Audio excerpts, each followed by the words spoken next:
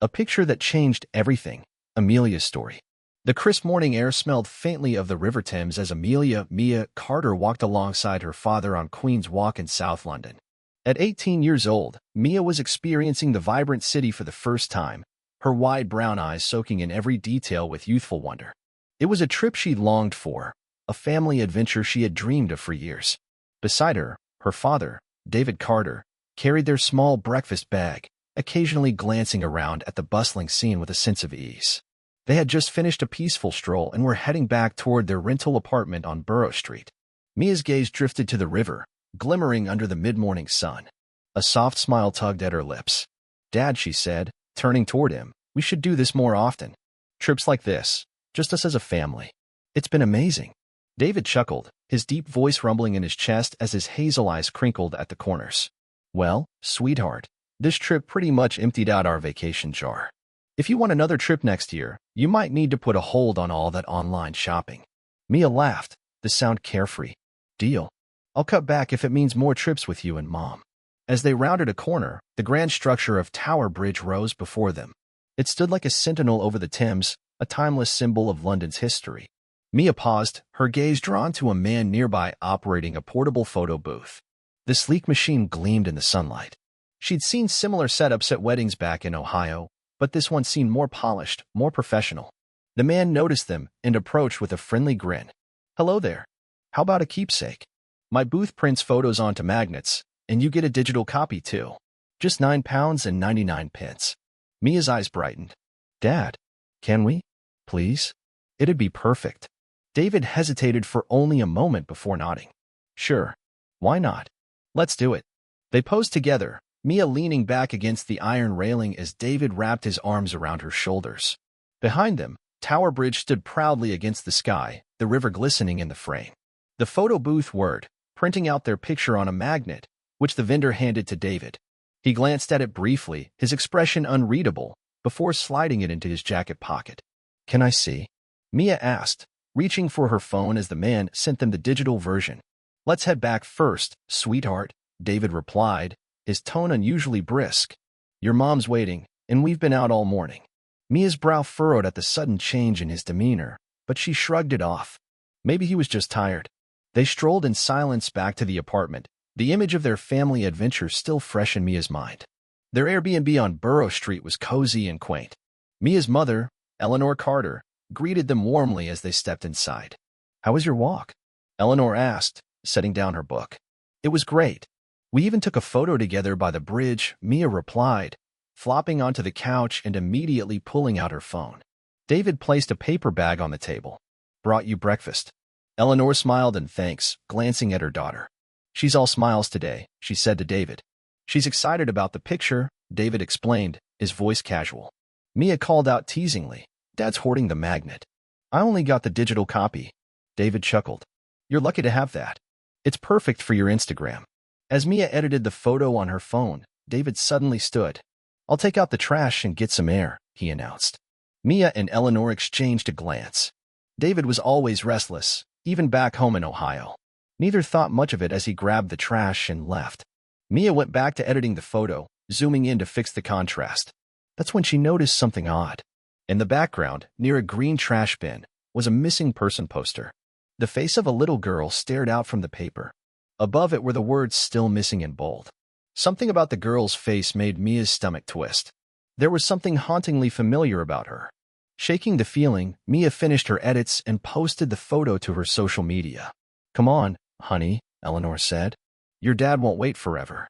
They left the apartment together, expecting to find David nearby. But he wasn't there. "He's probably wandered off again," Eleanor said with a shrug. "You know how he is." They retraced their morning walk along the river, eventually returning to Tower Bridge. The photo booth vendor was still there, busy with tourists.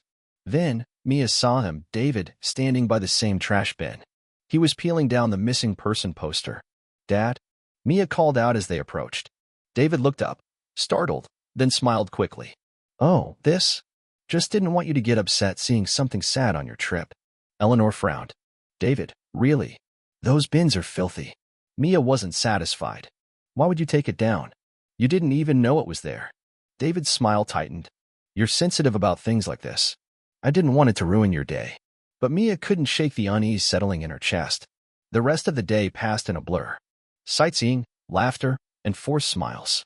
Mia pushed her feelings aside, determined not to let paranoia ruin their vacation. But as they sat down for lunch, Mia checked her phone. A comment on her photo caught her attention. OMG, Mia.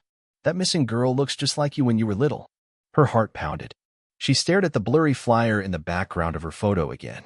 The girl's face. That same familiarity gnawed at her. At lunch, Mia asked, Dad, can I see that flyer you took down? David froze, his fork clattering on his plate. It's gone, he said too quickly. Blew away, I think. I saw you put it in your pocket, Mia insisted. David's hand went in his jacket pocket but came away empty. It's not here anymore. Eleanor watched them both with confusion. What's going on? Nothing, David replied, waving the question away. Let's enjoy our meal. But Mia couldn't focus. Her mind churned with questions. Later, as they left the restaurant, Mia spotted a woman across the street, posting another flyer. It was the same one. The same girl. David and Eleanor stiffened visibly. When the woman turned toward them, David broke into a coughing fit. Do you know her? Mia asked. No, they replied in unison, their voices brittle. That evening, David suggested they return to the apartment early. This time, Mia was sure something was wrong. They were too eager to leave, too eager to get her away from the park.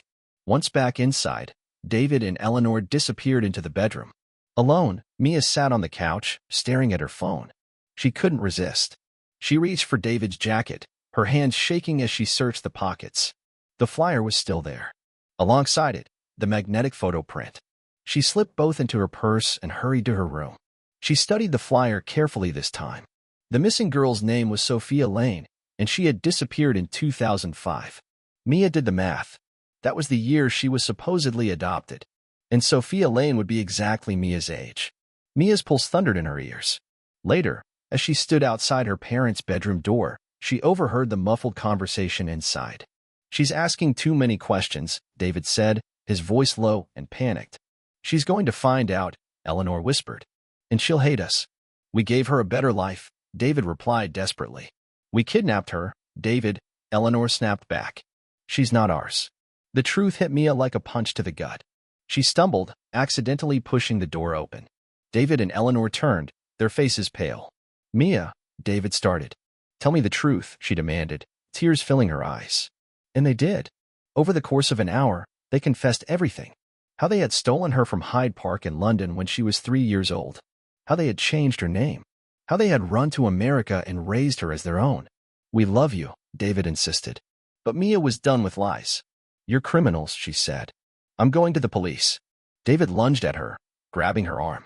I can't let you do that. Mia struggled against his grip, screaming. In the chaos, Eleanor grabbed a cast iron pan from the kitchen and struck David from behind. He crumpled to the floor. Go, Eleanor cried. Run to the police. Do it now. Mia hesitated only a moment before bolting. She ran through the streets of London, tears blurring her vision, clutching the flyer and photo in her hands. She reached the police station breathless. I'm this missing girl, she gasped, handing over the flyer. They took me. The officers sprang into action. Soon, Mia was in a private room. DNA was taken. And then, hours later, she met Nessa and Owen Lane, her real parents. The reunion was overwhelming. Nessa's tears, Owen's trembling hands.